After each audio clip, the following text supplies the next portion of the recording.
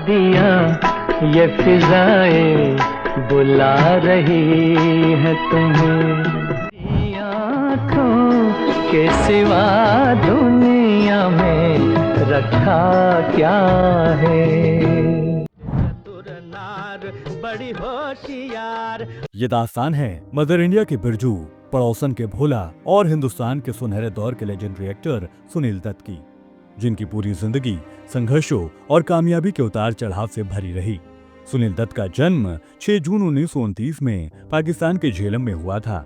नाम रखा गया बलराज दत्त, लेकिन फिल्म में नाम मिला सुनील दत्त। हमको झुका सके ये जमाने में दम नहीं, हमसे जमाना खुद है, जमाने से हम नहीं। 5 साल की उम्र में ही सुनील दत्त ने अपने वालिद को खो दिया था। हिंदुस्तान पाकिस्तान पार्टीशन के बाद सुनील दत्त का परिवार भारत आ गया। शुरुआत में ये दिल्ली रहे, फिर लखनऊ और आखिर में सुनील दत्त को ठिकाना मिला मुंबई में।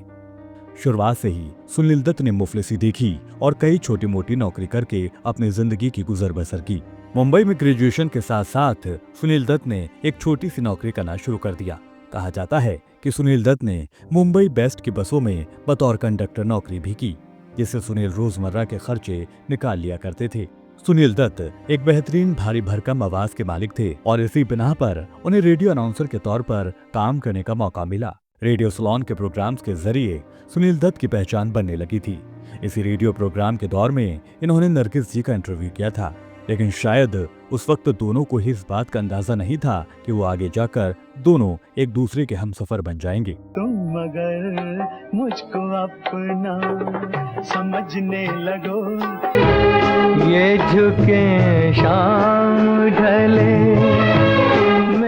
सालों तक बतौर आरजे की नौकरी करने के बाद सुनील दत्त की किस्मत उस वक्त चमकी जब आजाद भारत के 8 साल बाद 1955 में उन्हें पहली फिल्म करने का मौका मिला। फिल्म का नाम था रेलवे प्लेटफॉर्म।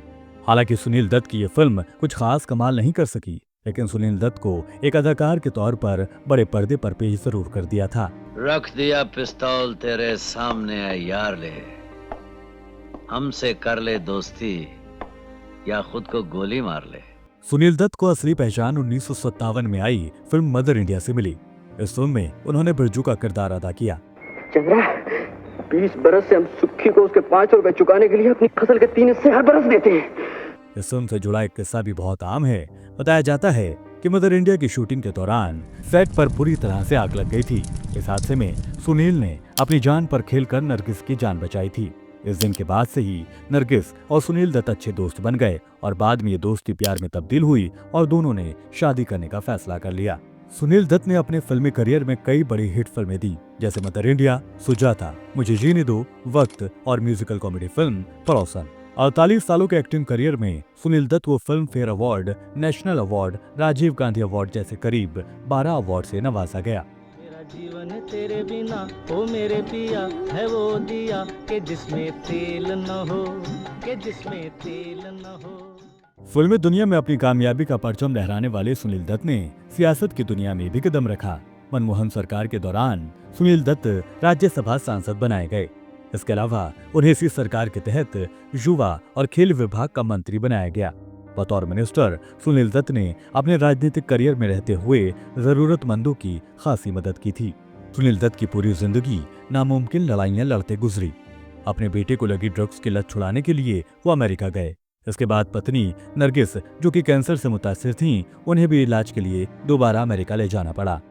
सुनील दत्त की परेशानी तब और बढ़ गई जब संजय दत्त इलीगल वेपन रखने के इल्जाम में जेल चले गए थे। इस दौरान सुनील दत्त ने बिना रुके बिना थके संजय दत्त का साथ दिया और बेटे संजय और संजय दत्त के करियर को बचाने के लिए सुनील दत्त ने जी जान लगा दी।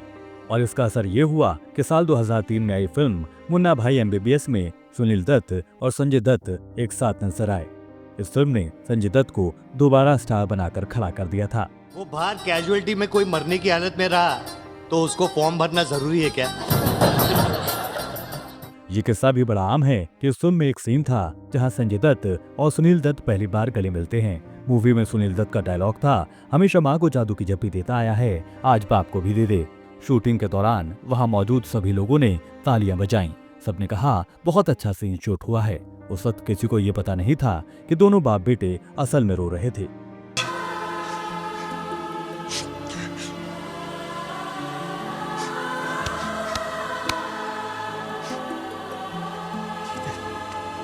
देखा जाए तो सुनील दत्त की जिंदगी दुश्वारियों से भरी रही और एक रोज 25 मई 2005 को वो मनहूस दिन आया जब सुनील दत्त इस दुनिया को छोड़कर अलविदा कह गए।